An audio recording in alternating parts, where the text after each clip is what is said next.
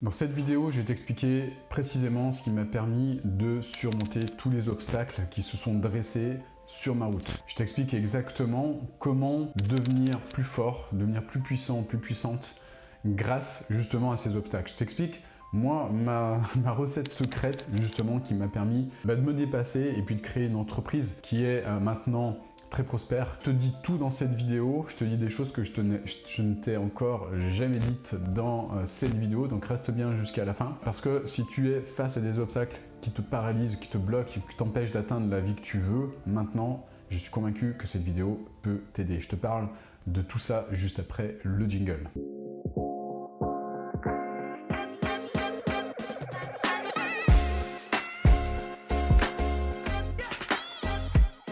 Alors, comment surmonter tous ces obstacles? Moi, évidemment, j'ai pas toujours été comme je suis maintenant.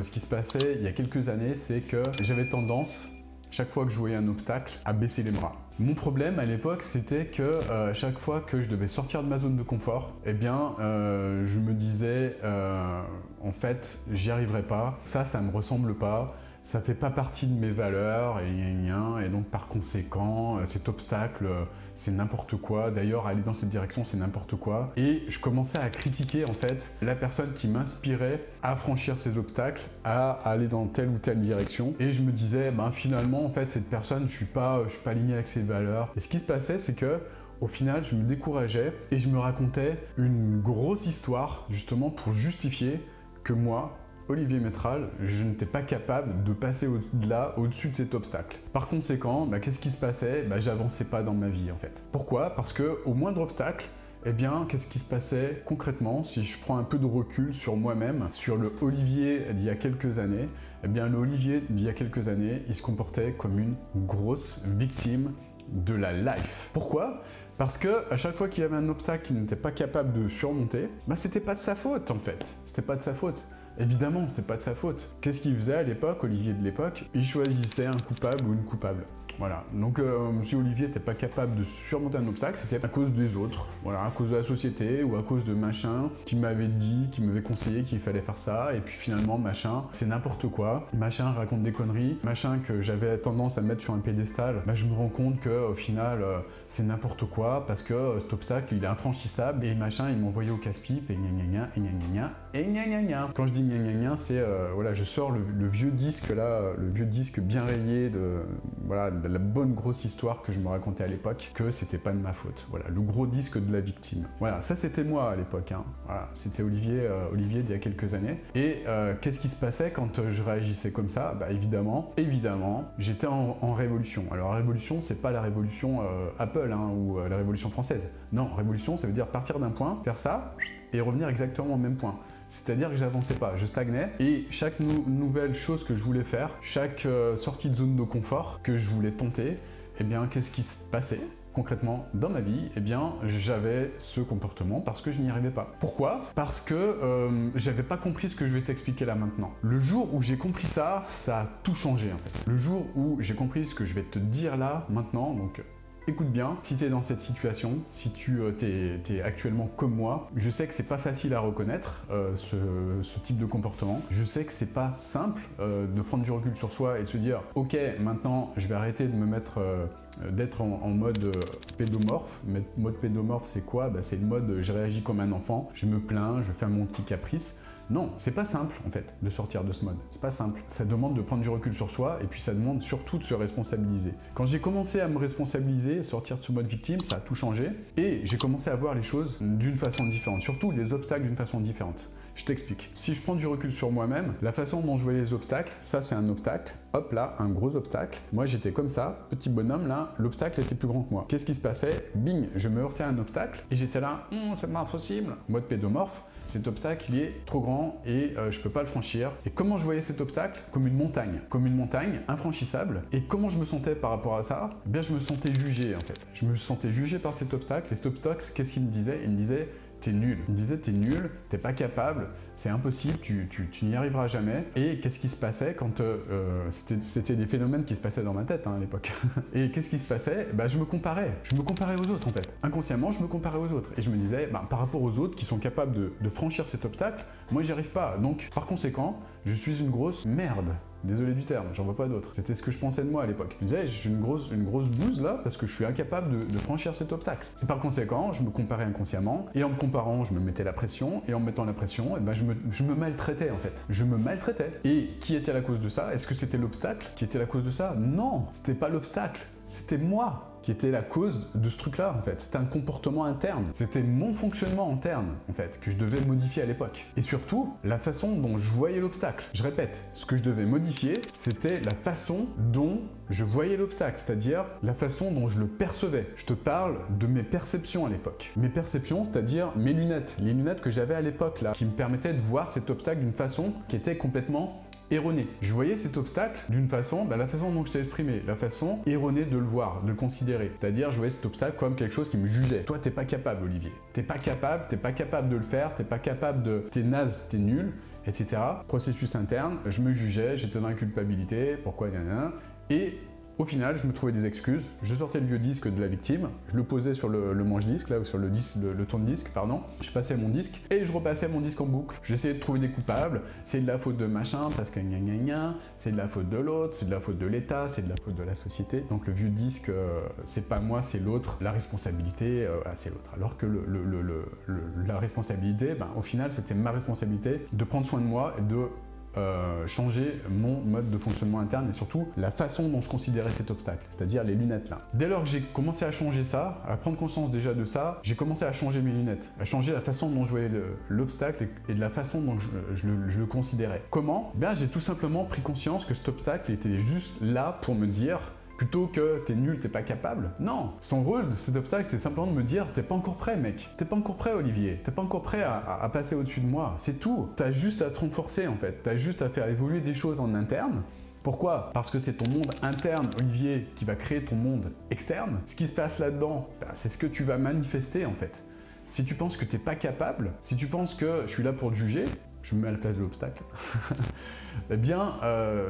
tu pourras jamais le faire, Olivier. Quand j'ai pris conscience de ça, en fait, ça a tout changé. Pourquoi? Parce que j'ai changé ma façon de voir l'obstacle. L'obstacle, je ne l'ai plus vu comme un ennemi, mais au contraire, je l'ai vu comme un coach. Je l'ai vu comme quelque chose ou quelqu'un qui était là juste pour me rappeler que je n'étais pas encore prêt et qui allait juste me permettre de me renforcer, en fait, de m'entraîner. J'ai commencé à voir les obstacles comme des entraîneurs, comme des choses qui étaient là pour me renforcer, pour m'aider à aller plus haut, plus loin, pour grandir en fait. Et la seule chose, le seul rôle de l'obstacle finalement, c'est de te dire que tu n'es pas prêt ou pas prête, quoi. C'est juste ça en fait. Juste avoir cette humilité de se dire ok, je ne suis pas prêt ou je ne suis pas prête. Qu'est-ce que je fais évoluer en moi pour grandir? Qu'est-ce que je fais évoluer en interne pour évoluer et pour sortir de ma zone de confort et arrêter de passer ce stupide disque là qui te déresponsabilise. Évidemment, on nous déresponsabilise, ça je le comprends, hein. J'en étais également responsable à l'époque, d'écouter tous les discours qui te déresponsabilisent en fait. Voilà, la société actuellement, on vit dans une société qui te déresponsabilise. Prenons nos responsabilités et grandissons face à nos obstacles, à ces obstacles-là, et une fois qu'on a compris ça, on se transforme en fait. On commence à dire oui à la transformation. On commence à dire oui à l'évolution. On commence à dire oui à la vraie sortie de zone de confort. La vraie sortie de zone de confort, c'est pas juste je ne sais pas nager, je mets un pied, je trempe un petit pied comme ça, un petit orteil dans l'eau de la piscine. C'est pas ça. C'est prendre la décision d'apprendre à nager, de rentrer dans cette piscine, de commencer à nager en fait. Mettre des flotteurs s'il faut, mais le faire en sécurité, mais prendre cette décision d'avancer et de sortir de sa zone de confort. Moi, je le retrouve beaucoup, en fait, ce truc-là, chez des personnes qui doivent sortir de leur zone de confort. Par exemple, des coachs qui ont tendance, comme moi à l'époque, à avoir ce type de comportement lorsque ils doivent commencer à communiquer, en fait. Communiquer sur leur service, à parler de leur service, parler de leur offre, échanger avec des personnes en fait, converser avec des personnes. C'est pas mal de converser avec des personnes. Il y a des personnes qui ont des charges émotionnelles vis-à-vis de ça, vis-à-vis du fait de parler à des personnes qu'elles ne connaissent pas.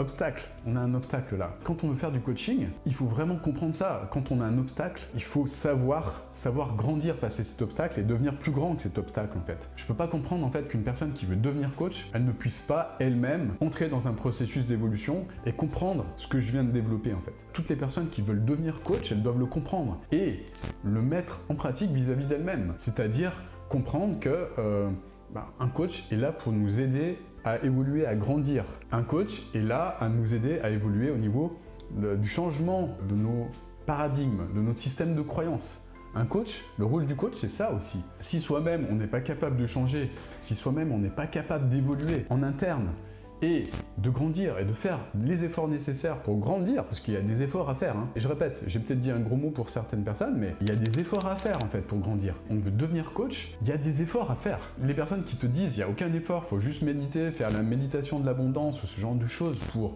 obtenir l'abondance, non, il y a désolé de dire la vérité, mais il y a des efforts. Il y a des efforts à faire. Voilà, donc là on parle des efforts qui vont te permettre de grandir et de sortir de ta zone de confort. Et c'est ce processus-là, si tu le mets au point, enfin si tu le mets en pratique pour toi, ce truc-là, bah, tu vas comprendre toi-même comment évoluer, comment grandir. Si tu bloques sur un obstacle et que tu n'es pas capable de le faire, mais comment tu vas aider des clients à grandir justement? Un coach, c'est pas je récupère des victimes et je les traite comme des victimes. C'est pas j'arrive en sauveur et je récupère des victimes et j'arrive avec un mode de sauveur. Ça, c'est un triangle de Karpman. Ça, c'est une relation toxique en fait. C'est une relation toxique que de fonctionner comme cela. Ça, je veux vraiment que ce soit clair. Mets-moi un like sous cette vidéo si c'est clair pour toi. Que la relation triangle de Karpman, toxique, d'arriver en sauveur face à une victime. Non, le coach, il est là aussi pour dire la vérité. C'est-à-dire dire, désolé, je te pointe pas du doigt, mais là, à ton avis, le comportement que tu adoptes, quel est ton positionnement au niveau de ce que tu es en train de produire, que ce que tu es en train de faire? Je ne suis pas là pour te juger, je ne suis pas là pour te faire culpabiliser ou quoi que ce soit, mais essaye de prendre conscience, s'il te plaît, de ton positionnement. Quel est ton mode de fonctionnement en fait? Si tu as tendance à te positionner en victime, c'est pas grave. Moi-même, je l'ai fait et parfois je me positionne en victime. Je le fais toujours un petit peu et je le reconnais humblement. On a toujours plus ou moins tendance à avoir un comportement de victime. Mais ce qui est important, c'est pas de culpabiliser, c'est d'en prendre conscience et de se dire ok, maintenant comment je fais pour évoluer? Est-ce que ce mode de fonctionnement correspond à la personne que je veux devenir, à la personne inspirante que je veux devenir? Oui ou non? Et si la réponse est non, ben comment je fais pour évoluer? Comment je fais pour grandir? Comment je fais pour changer? Sans jugement par rapport à soi, sans culpabilisation et sans s'auto-flageller parce que ça sert à rien tout simplement. Voilà, j'espère que cette vidéo t'a plu, t'a apporté de la valeur en tout cas, t'a aidé à avancer, t'a aidé à grandir. Si c'est le cas, mets un grand like et puis dis-moi en commentaire, tiens, qu'est-ce que toi tu as mis en place? Est-ce que tu te reconnais par rapport à ce que j'ai évoqué? C'est aussi une façon de montrer qu'on est humble, que de reconnaître qu'on est humain tout simplement, parce qu'un coach, c'est avant tout être humain. Un coach, c'est pas parfait. Un coach, c'est juste une personne qui est humaine et qui essaye d'avancer en fait humblement vers la personne qu'elle souhaite devenir. Voilà, c'est juste ça pour moi, un coach. Dis-moi dans les commentaires, quelle est ta définition du coach? Tiens, je suis curieux de savoir. Encore une fois, si cette vidéo t'a apporté de la valeur, like juste en dessous, ça me fera vraiment plaisir, ça m'encouragera pour en faire d'autres. Et puis, dernier point, j'ai créé pour toi une formation. Regarde-la, elle est juste en dessous, elle va certainement te surprendre si toi-même tu veux mettre en place une activité prospère, une activité de coach ou une activité de thérapeute. Peu importe, prospère, regarde cette formation, elle est juste en dessous dans la description de cette vidéo, je t'en dis pas plus. Je te souhaite une magnifique journée, je te dis à bientôt pour une nouvelle vidéo. Ciao, ciao.